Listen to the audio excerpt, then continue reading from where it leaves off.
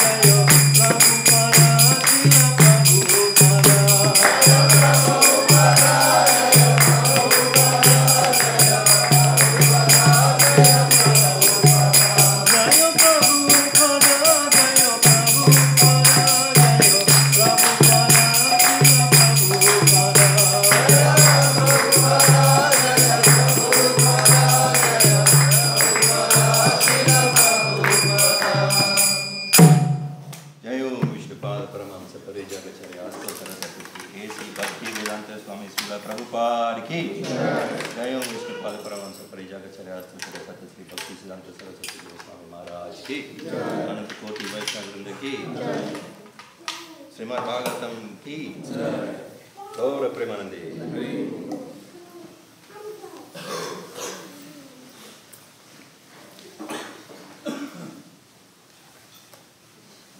Om Namo Bhagavate Vasudevaya. Om Namo Bhagavate Vasudevaya. Om Namo Bhagavate Vasudevaya. Om Namo Bhagavate Vasudevaya. Om Namo Bhagavate Vasudevaya.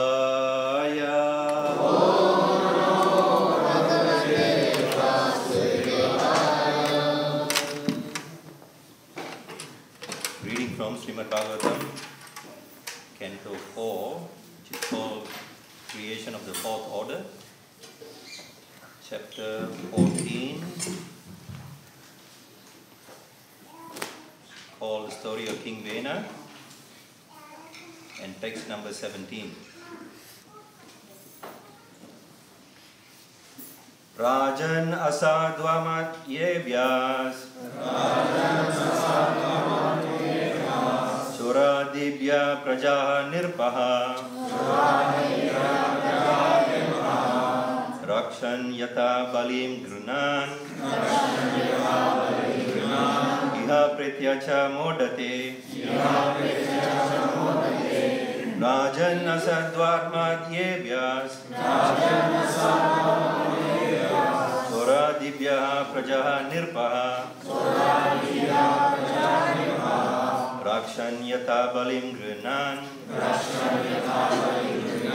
Iha prityacha modate Rajan asadvadatmat yevyas Suradibhya praja nirpaha Rakshan yata balim grunan Iha prityacha modate Rajan asadvatmatebhya Suradibhya praja nirpaha Yatha balim grnan Iha prityacha modate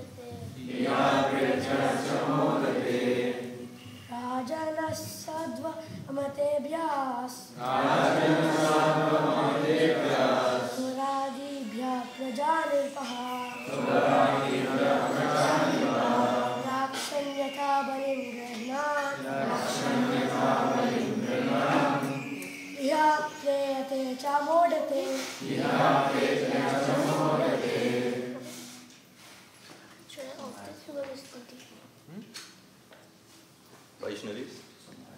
Rajan asadvamatebhyas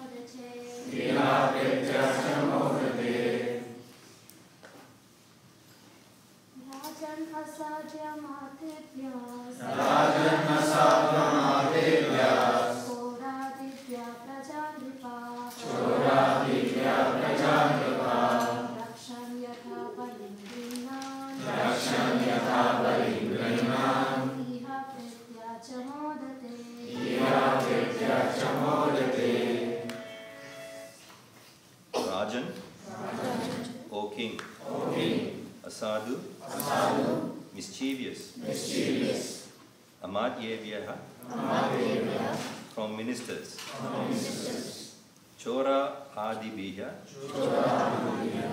from thieves and rogues, Prajaha, the citizens, Nirpaha, the king, Rakshan, protecting, Yata, accordingly as, Balim, taxes, Grihnan, accepting, Iha, in this world, Pretya, after death, Cha, also, Modate, enjoys. Translation by His Divine Grace A.C. Bhaktivedanta Swami Srila Prabhupada ki. The saintly persons continued, when the king protects the citizens from the disturbances of mischievous ministers, as well as from thieves and rogues, he can, by virtue of such pious activities, accept taxes given by his subjects. Thus, a pious king can certainly enjoy himself in this world as well as in the life after death. Repeat after me, translation responsively. The saintly persons continue. When the king protects the citizens from the disturbances of mischievous ministers, as well as from thieves and rogues, he can, by virtue of such pious activities, accept taxes given by his subjects. Thus, a pious king can certainly enjoy himself in this world as well as in the life after death.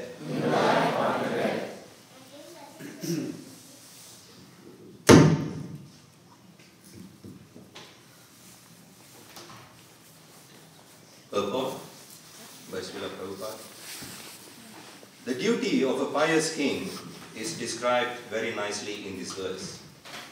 His first and foremost duty is to give protection to the citizens from thieves and rogues, as well as from ministers who are no better than thieves and rogues. Formerly, ministers were appointed by the king and were not elected. Consequently, if the king was not very pious or strict, the ministers would become thieves and rogues and exploit the innocent citizens. It is the king's duty to see that there is no increase of thieves and rogues, either in the government secretariat or in the departments of public affairs.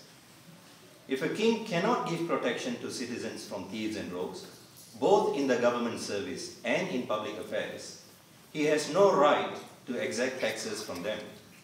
In other words, the king or the government that taxes can levy taxes from the citizens only if the king or government is able to give protection to the citizens from thieves and rogues.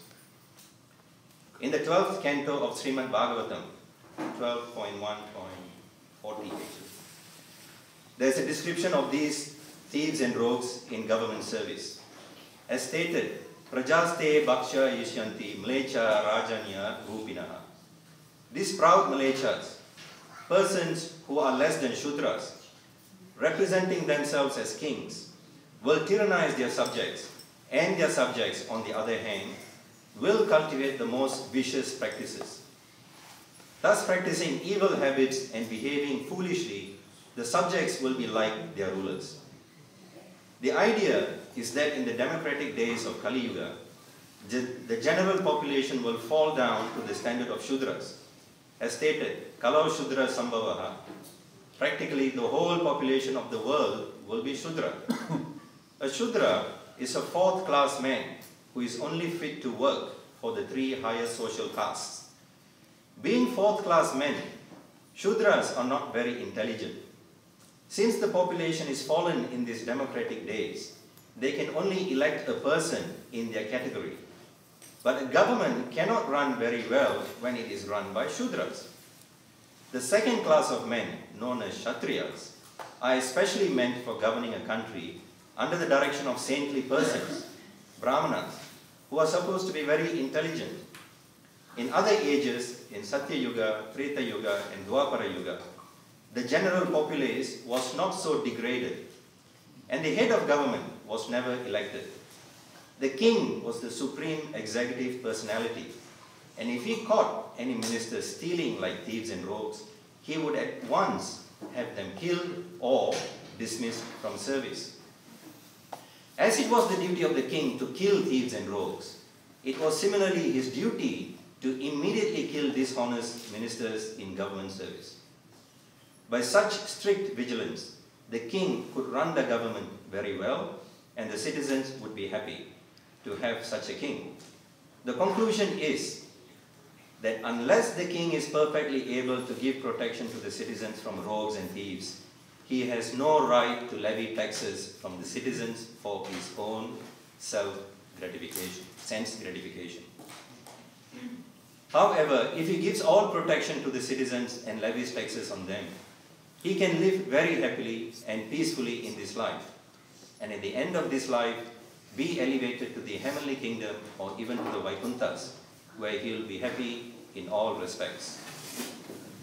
Hare Krishna. Hare Krishna. Om Ajnana Timirandasya Gyananjana Salataya Chakshurunmilitam Yena Tasmai Sri Gurave Namaha Sri Chaitanya Manavishtam Sthapitam Yena Bhutale Swayam Rupa Kadamahyam Vedati Swapada. Jai Sri Krishna Chaitanya Prabhu Nityananda Sri Advaita Gadadhar Srivasadi Gaura Bhakta. Hare Krishna, Krishna Krishna, Hare Hare, Hare Rama, Rama Rama, Hare Hare. Translation once again. The king is supposed to be pious in whose state and cities the general populace strictly of wrong one. Sorry. That was text 18. Translation, text 17. The saintly persons continue. When the king protects the citizens from the disturbances of mischievous ministers, as well as from thieves and rogues, he can, by virtue of such pious activities, accept taxes given by his subjects. Thus, a pious king can certainly enjoy himself in this world as well as in the life after death. Hare Krishna.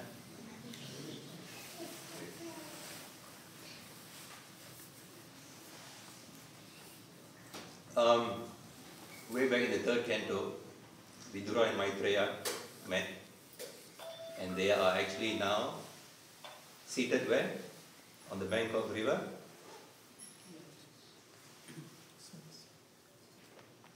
Guesses? Yamuna, Ganges, where? The Ganges, the mouth of the river Ganges near Haridwar. So this is after Krishna had left, and by the way, by providence they met there, and Maitreya Muni is reciting Bhagavatam to Vidura. And many glorious pastimes have been covered by Maitreya Muni up to this point. And the most recent was up to chapter 12, we heard the pastime of Dhruva Maharaj.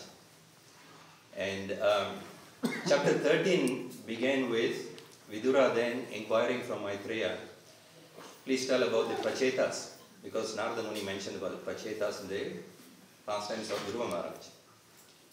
And in the lead up to the pastimes of the Prachetas, Maitreya Muni then starts talking about the descendants of Dhruva Maharaj. So, the descendants of Dhruva Maharaj, we have Utkala, his eldest son, but Utkala was like equipoised. He didn't want to take on the throne, to be entangled with governance. Just like the four Kumaras, when they appeared, Lord Brahma said, go create progeny, but they were not interested to be entangled, and they just walked away. So similarly, Utkala wasn't interested. He acted silly and dumb, but he was not actually. And therefore, his brother Vatsara was then coronated as a king. And from him, then the lineage continued up to King Anga. King Anga was a pious king, and he was sonless. no son. So then one day he performed this Ashwamedha sacrifice. And all the sacrificial paraphernalia, all the brahmanas were all pakka, all fantastically done perfectly. But the demigods did not descend to actually accept their share of offerings in the yajna. So then the brahmanas themselves who conducted the yajna were surprised at what was going on. Everything was done actually perfectly. And King Anga himself was disturbed and he inquired. He was aggrieved and he said, please tell me what offense I have committed. Then the head priest of the brahmanas, he replies, my dear king, you have not committed any sins in this life, not even within your mind. But you have committed sins in your previous lives. And therefore, you are sonless now. So the first point is law of karma. No matter who in the material life, in the material world, as long as we take birth in this material world, we have to face the reactions of karma. And then the head priest advised, prepare and arrange, perform a special sacrifice. This time, pray to Lord Vishnu. Pray to Lord Vishnu to please him, and then the demigods will come. Once Lord Vishnu is pleased, the demigods will come to accept their share of offerings. Accordingly, that special sacrifice was conducted, and who was born? The infamous King Vena. Okay. Now, yes, King Anga prayed for a son. King Vena was born. But King Vena was not a good son. He was a demoniac son. So, we got to be careful as to how we also pray. Point number 2. Just like Draupadi in a previous life, she prayed to Lord Shiva, I want a husband, I want a husband, I want a husband, I want a husband, I want a husband 5 times. What happened? She got 5 husbands. The Pandavas became her husbands. So, how we pray to the Lord is very important. And what we pray for. So, the son was born, he was a bad son, demoniac son. The third point is, he is demoniac because King Anga's wife Sunita is actually the daughter of death personified. And obviously death personified carries irreligion. And all those qualities of irreligion were manifesting in King Vena. So he was so cruel. Okay, he went to play with his sons, and then that was the last we saw. He went to play with his friends. King Vena went to play with his friends, and he would be the only one coming home. You want friends like that? Okay. It's like go out to play, you don't come home for good. And then he goes out with his bow and arrow and kills all these cruel animals unnecessarily. So what happens? King Anga says, King Anga of course tried punishing him, reforming him, didn't work. Then King Anga finally decided, I take this as a blessing from the Lord to actually detach from my worldly duties, and he then leaves. He relinquishes his kingdom. Everyone starts looking for him, they can't find him, and then finally we got a state now where the kingdom is without a king, the rogues and thieves are now happy, and the citizens are caught in between. It's like saying, the saying is caught between a rock and a hard place. On one hand, there's no one to govern, to lead them. On the other hand, you've got these rogues and thieves, and you're stuck in the middle. What do you do? So the Brahmanas then, because they cared for the welfare of the citizens, they then decided to install King Vena as the king. They approached Mother Sunita and then say, okay, we've got no choice, your son has to become the king here. Of course, the ministers and the rogues and thieves were not happy, but he got installed as the king. And after becoming king, he became more puffed up. This time he said, you Brahmanas, no more job, no more religious sacrifices, no more religious ceremonies, stop everything. Brahmanas were put out of a job. They can't even apply to Coles or Woolworth. Sorry, it's not that working in Coles or Woolworth is anything wrong. No, but Brahmanas are not supposed to be working. They are meant to be maintained by the state. So here is the ruler who's saying, no, I don't need you. But again, the Brahmanas do not just accept that. They decide, no, it is our duty to actually care for the citizens, and therefore we have to try and advise King Vena. So they approach him and they start giving him advice. And that's where we are. Okay? Past few verses, they said, we have come to give you good advice. Kindly hear us with great attention. By doing so, your duration of life and your opulent strength and reputation will increase. And then they say, those who live according to religious principles and who follow them by words, mind, body, and intelligence are elevated to heavenly kingdom. And they go on. So here they are saying, the king protects the citizens from the disturbances of mischievous ministers as well as from thieves and rogues. And only when he does that, he can, by virtue of such pious activities, can accept taxes given by his subjects. So Prabhupada in the purport, in the first line itself, he says, the duty of a pious king is described very nicely in this verse. Society, human society, is divided into 4 varnas and 4 ashrams. And each varna and each ashram, we've got specific prescribed duty. What are the 4 varnas? Krishna. Brahmana. Brahmana, Kshatriya, Vaishya and Shudra. What are the 4 ashrams? Brahmachari, Grahastha, Vanaprastha and Sannyas. 4 varnas. He knows you should be giving class. 4 varnas. Brahmana, Kshatriya, Vaishya and Shudra. And the 4 ashrams are Brahmana, Brahmachari, Grahastha, Vanaprastha and Sannyas. Brahmachari, Grihastha, Vanaprastha and Sannyas. So, in these 4 varnas and 4 ashrams is how society is organized. And this Varnashrama system of Dharma is not something man-made. It's actually introduced by Lord Krishna himself. It is God's law. It is always there in every society, human society.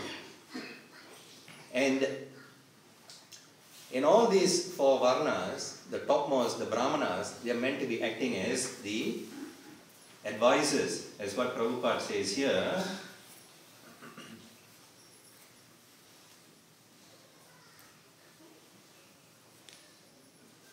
The Brahmanas were supposed to be very intelligent, and the Kshatriyas are to take guidance under the direction of these saintly persons. And then we have the Shudras who are actually supporting all the Varnas. The Vaishyas are meant to be what? They are what is their prescribed duty? Mercantile, okay? There is a mercantile group, which means they are meant to be engaged in cow protection, agriculture, trade. So that is the economics arm of the Varna. And then the workers, we have the Shudra supporting these, then you have the rulers, and then you have the Brahmanas. And each of these Varnas, the people there, they belong to specific ashrams. You can have a Brahmana who is a Brahmachari, you can have a Brahmana who is a Grihastha, you can have a Brahmana who is a Vanaprastha, you can have a Brahmana who is a Sannyas. And similarly, you can have a Kshatriya who is a Brahmachari, a Kshatriya who is a Grihastha, Kshatriya who is a Vanaprastha, and Kshatriya who is a Sannyas. So it is not pigeonholed so specifically so clearly, and they are also mixtures. You can have a Kshatriya with Brahminical qualities who is a Brahmachari, or who is a Grihastha, or who is a Vanaprastha, or who is a Sannyas. So they are all mixtures like this. So society was structured in that way in the Vedic times. And why was it so? What was the need for Varnashram? Varnashram is actually to elevate human society from animal consciousness to human consciousness first, and then from human consciousness to what consciousness? God consciousness or Krishna consciousness. So when everyone in this Varna and Ashram is actually situated in their prescribed Varna or Ashram, then there is peace of mind. The whole society is working like a complete, well-oiled machinery. Right? Where just like a car, the wheels, you got the steering wheel, you got the 4 tires and the wheels, and you got the engine parts, all that needs to work in coordination, cohesiveness, so that the car actually functions properly. Can you imagine if you take the steering wheel and put it in the tire, replace it with the tire, and you take the tire as your steering wheel? What will happen? Can't move. Can't move. There will be dysfunction. So, society was set up that way. And the rulers play a very, very important role. The king. The king being the Kshatriya, his prescribed duty, as what Prabhupada says here, is to protect, to administer. Okay? And protect from who? Here in this verse, we are hearing that the king is to protect the citizens from thieves and rogues. But thieves and rogues exist everywhere. So Prabhupada says here also, the ruler has to protect them within the administration system, and also who are those outside the administration system. Right? So, and talking about kings actually originate from 2 dynasties. Actually, ultimately, they all originate from Lord Krishna. But there are 2 dynasties. What are the 2 dynasties? The Soma Vamsa and Surya Vamsa. Okay, Soma Vamsa or Chandra Vamsa. And they come from the Soma Vamsa, they originate from the king of the moon planet. Surya Vamsa, they originate from the king of the sun planet. And Lord Krishna comes in which Vamsa? Chandra Vamsa or Soma Vamsa. And the Lord also reincarnated and appeared as Lord Ramachandra and appeared in Surya Vamsa. So we see the Bhagavatam is full of glorious, glorious kings, okay, in these 2 Vamsas who are actually upholding principles of religion. They are protecting their citizens, they are creating the environment where the citizens can actually practice Krishna consciousness, be focused on elevating themselves in God consciousness, in God realization. So like that, Prabhupada says here, the ruler has to take care of the citizens by protecting from thieves and rogues within the administration and outside the administration. Here Prabhupada says, it's a king's duty to see that there is no increase of thieves and rogues either in the government secretariat or in the departments of public affairs. Government secretariat refers to within the government machinery, the government administration. Any organization, those who work in companies or any organization, even here, you would see there is always the leader, and then you have a management team supporting the ruler, the leader, and then within that support, within that administration, there is interdepartmental support as well. where one department within the administration system has to communicate with another department to make sure everything is working according to policies, procedures, and the process of administration is correctly followed. And Prabhupada says here, there are also departments of public affairs. Departments of public affairs are departments in the administration system where they have contact with the public. That is why it's a department within the system where they contact with the public means they are servicing. They're providing government service. Finding out what the needs of the citizens are, ensuring that again policies, procedures are all being complied with. If a king cannot give protection to citizens from thieves and rogues both in the government service and in public affairs, he has no right to exact taxes. What are taxes? Money. Yeah, money. You like to pay tax? It's too young to pay tax. Who likes to pay tax? Nobody's putting their hand up. Why? Because of the way that society has disintegrated to what it is today without this Varnashram structure where the government in office is imposing taxes, but the citizens are not happy because in return the government is not reciprocating with an environment to elevate God consciousness. People are paying taxes grudgingly because the law says it. There is a law saying if you don't pay tax, you'll go to jail. So you're forced to comply with the law. But where is God in the law? It's a godless society. So Varnashram system puts Krishna in the center, and around Krishna we've got the Brahmanas, the Kshatriyas, the Vaishyas, Sudras, and all the ashrams supporting that with Krishna in the center. And Prabhupada goes on to say,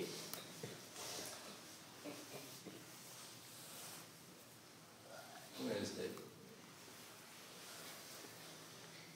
Rajaste Bhaksha Yishyanti Malecha Rajanirupina. These proud Malechas, persons who are less than Shudras, representing themselves as kings, will tyrannize their subjects, and their subjects, on the other hand, will cultivate the most vicious practices.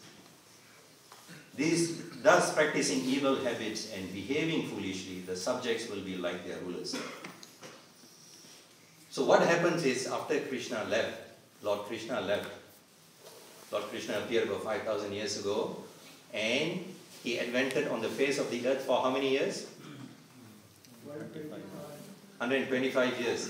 In that 125 years, his first 10 years or so he spent where? Vrindavan. And then another 18 years he spent where? In Mathurā. And then the rest of his life up to he was 125, he spent where? In Dwaraka. Right? In Vrindavan, Lord Krishna was mainly acting in the Varna of Vaishya. He was the son of a cowherd. Sorry, son of Nanda Maharaj. And he was coming from the Grihastha and the Vaishya community. And in Mathurā, he was in the Varna of Kshatriya and a bit of Brahmanical Varna as well. Then in Dwaraka, he was predominantly in the Varna of Kshatriya as a ruler. So, in the 125 years after that, when Lord Krishna left, then Kali Yuga set in. As Kali Yuga set in, it started accelerating. It started accelerating in the sense that this Varnashram system started crumbling. And it started crumbling, and the dynasties of rulers started disintegrating as well. In the 12th canto, we will read, the Bhagavatam reveals, there are lots of these instances where the kings actually are murdered, are killed by their own ministers. In fact, in Canto 12, Bhagavatam also describes where there are kings who are killed by their own servants. And there are kings who actually get married to Shudras, and this Shudra mentality sets in, and then this irreligiosity sets in. The whole function and the piety of the ruler is all gone. It crumbles and crumbles and crumbles. In fact, in Satya Yuga, Satya Yuga lasts for how many years? 100,000. Satya Yuga lasts for 1,728,000 years. Solar years. Okay? And in Satya Yuga, all the inhabitants in Satya Yuga are peaceful, they are self-satisfied, and they diligently focus on Krishna, on spiritual elevation. So, even though God, Krishna gave the Varnashram system, there is no need for this Varnashram actually to manifest in Satya Yuga. But then you may also then wonder, if that's the case, why then King Vena, this pastime is taking place in what Yuga? In Satya Yuga. Yeah? So how is it then we've got this King Vena who is so cruel? This is a pastime. This is a pastime where Bhagavatam is revealing as to how things are going to deteriorate over the Yugas. So from Satya Yuga, in Satya Yuga, there are 4 pillars of religion. What are the 4 pillars of religion?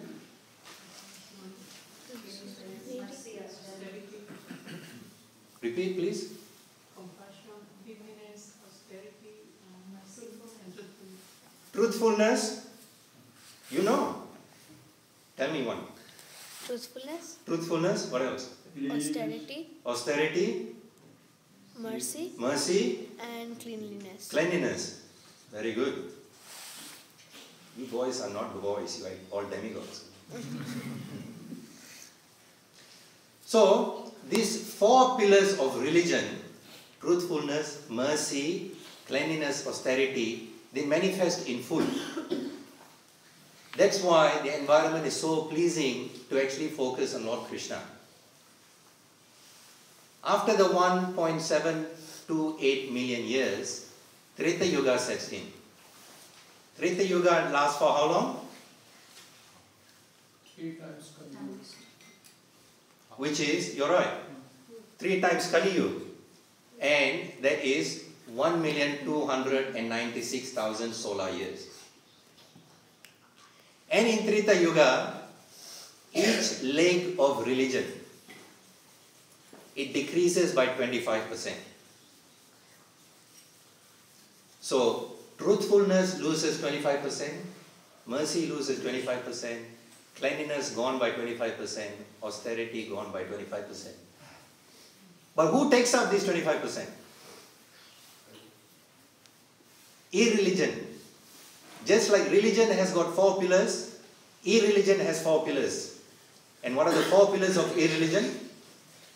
Meat eating, gambling, intoxication, and physical. Meat eating, gambling, intoxication, they are all symptoms of that. So the 4 pillars of irreligion are lying, violence, dissatisfaction, quarrel. So this then set in. But because the influence is not so great, society is still predominantly made up of Brahmanas. There is still God focus. Then after these 1.296 million years, next comes what Yuga? Dwapara Yuga. Dwapara Yuga lasts for how long? 864,000 years. 864,000 years. He answered it. So in these 864,000 years, the 4 pillars of religion again lose another 25%. And who gains this 25%? Irreligion. Truth gone by 50%, mercy gone by 50%, cleanliness gone by 50%, austerity gone by 50%, and irreligion, lying increases, violence increases, quarreling increases, dissatisfaction among the inhabitants increases. Then after Dwapara Yuga, what comes? Kali Yuga. Kali Yuga comes. Kali Yuga lasts for how many years? 432,000. 400, everyone knows this. 432,000 years. And Krishna invented 5,000 years ago. And in these 432,000 years, what happens here? Another 25% of religion is gone. Another 25% of irreligion increases. So now we have irreligion 75% and religion is 25%. All these qualities of irreligion keep increasing. Degradation of the yugas. Increases.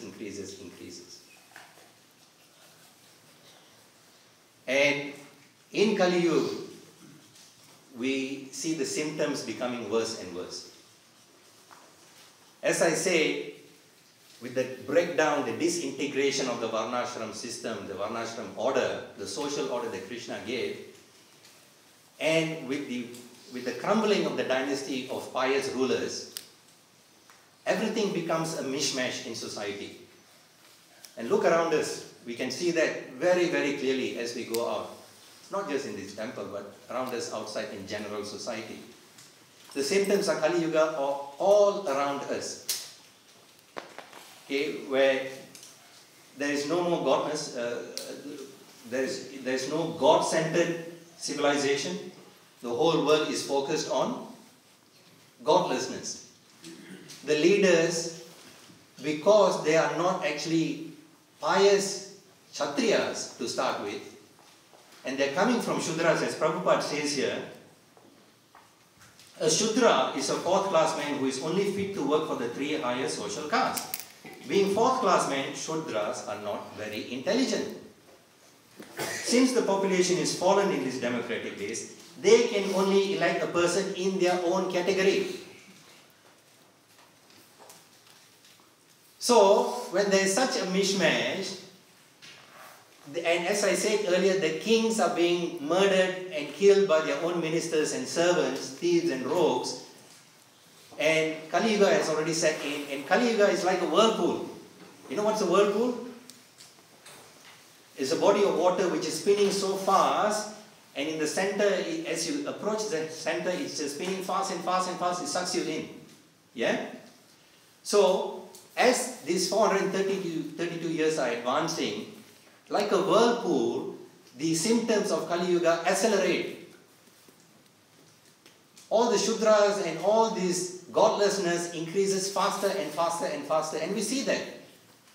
And we are only into the first 5,000 years of Kali Yuga. We've got another 427,000 years to go. Do we want to hang around? Is it going to be nice to hang around? So what to do? How? Go to Krishna and stay with Krishna. Huh?